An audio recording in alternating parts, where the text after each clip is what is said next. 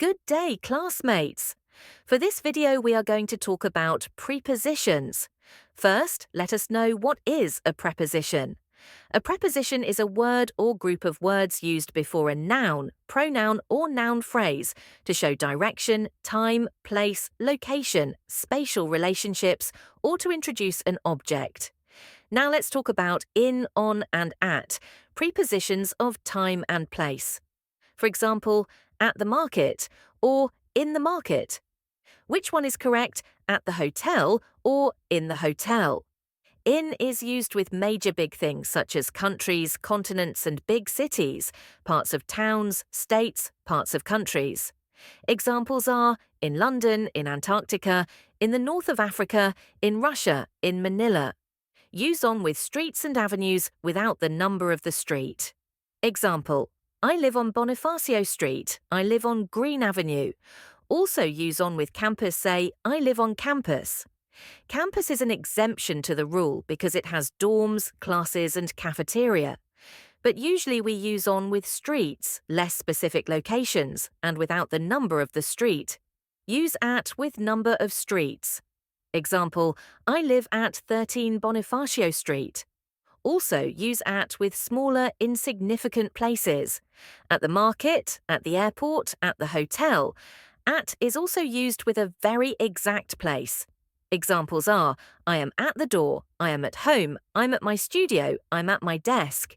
To sum it up, use at with specific locations, on with less specific locations, and in with bigger locations. Now, let's move on to the next rule to consider about prepositions. When talking about enclosed spaces, we use in. For example, I am waiting for you in my car.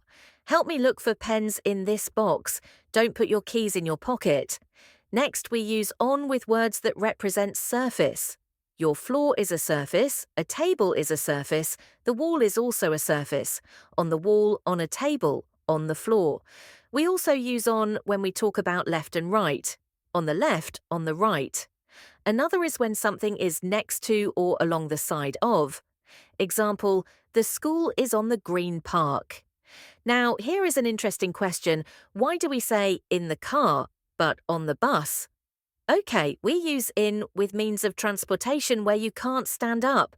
Example: you can't stand up in a car, that's why you say in a car. You can't stand up in a helicopter, but you can stand up on a train. You can stand up on a bus. You can stand up on an airplane.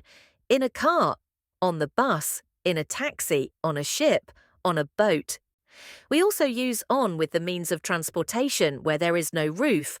On a bike, you can't stand up on a bike, but it has no roof, so use on. On a horse, on a boat. Usually boat doesn't have a roof. Another thing that can be very confusing is when we hear in a hospital, or sometimes we hear at a hospital. Which one is correct? Actually, both of them are grammatically correct. They just differ in meaning. When you say I'm in a hospital, that means you are a patient receiving treatment. My cousin is in the hospital for his monthly checkup. However, when you say that I am at the hospital, it simply means that you are just a visitor or just doing something there, but you are not the patient. I am visiting my sister at the hospital. My classmate is a volunteer at a nearby hospital. He is not the patient, he is just a volunteer. The same goes with school, museum, library, or any other institutions. Next, we use at with events. I am at the parade. In, on, and at when we are talking about time.